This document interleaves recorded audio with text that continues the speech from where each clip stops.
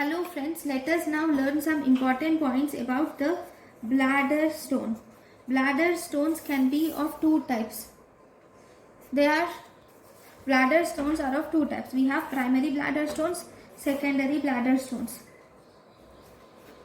Primary bladder stones are formed in the bladder. They are formed in the bladder in the absence of any anatomical or functional or infections or obstructive factors.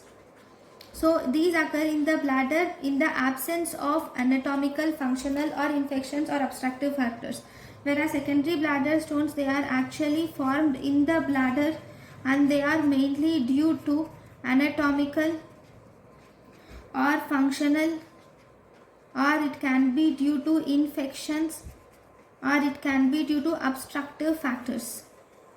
Okay, so all these are the main causes of secondary bladder stones. Now, if you see,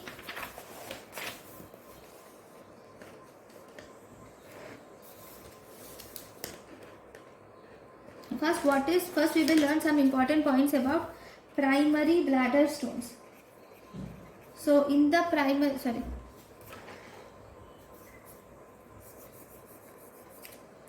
first let us learn some important points about primary bladder stones.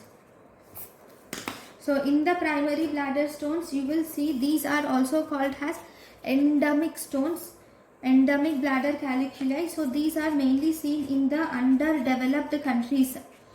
These are seen in underdeveloped countries like Burma, Indonesia. They are seen in Thailand, Africa.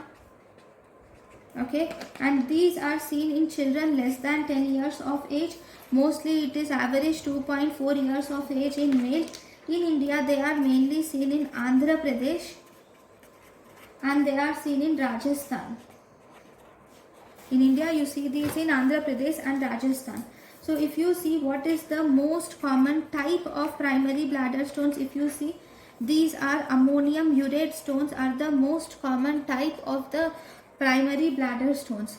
Then if you see these predisposing factors, if you see, these are mainly associated with, these can occur due to chronic dehydration or having exclusive milk, or these can occur due to chronic dehydration, exclusive milk or high carbohydrate diet will also result in primary bladder stones, and these occur due to low phosphate intake, and these are rarely associated with recurrence. Okay, then these are also associated with chronic laxative abuse, like these are associated with ammonium urate stones. These are associated with ammonium urate stones are associated with chronic laxative abuse. Then if you see the secondary stones, secondary bladder stones, if you see, these are mostly seen in elderly males. These are seen in elderly males with benign prostatic hyperplasia. The most common type of the secondary bladder stones are mainly uric acid stones followed by struvite stones. Then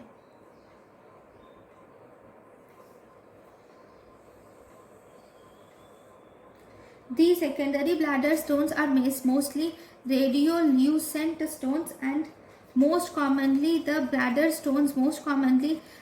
stones are radiolucent stones, and these are seen in bladder outlet obstruction. Etiological factor of secondary bladder stones are, these are seen in bladder outlet obstruction. These can be seen in benign prostatic hyperplasia. These can be seen in the presence of foreign body or bladder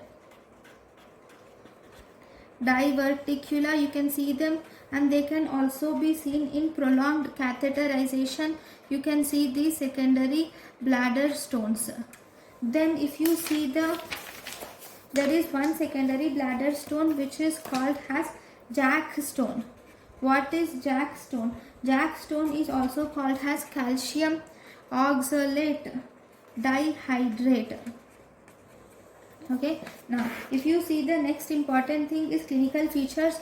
The clinical features are, these will show presence of intermittent painful voiding. These will cause intermittent painful voiding with severe pain at the end of micturition. These will cause intermittent painful voiding with severe pain at the end of micturition, along with terminal hematuria is seen. Okay, then what is the investigation of choice of this bladder stones? Investigation of choice of these bladder stones are, you can see ultrasonography. In ultrasonography you will see presence of characteristic shadowing, and this characteristic shadowing is the one which changes the position. With this changes the position, changes the characteristic shadowing changes with change in position of stone.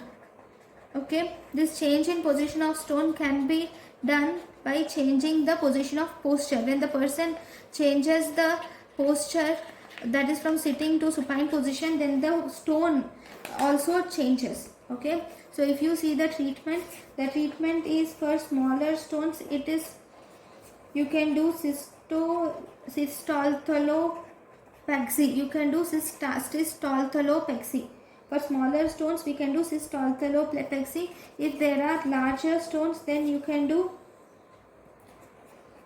suprapubic cystolithotomy can be done. Larger stones you can do suprapubic cystolithotomy is done. Okay, so these are the main important treatment options for secondary bladder stones. Thank you for watching.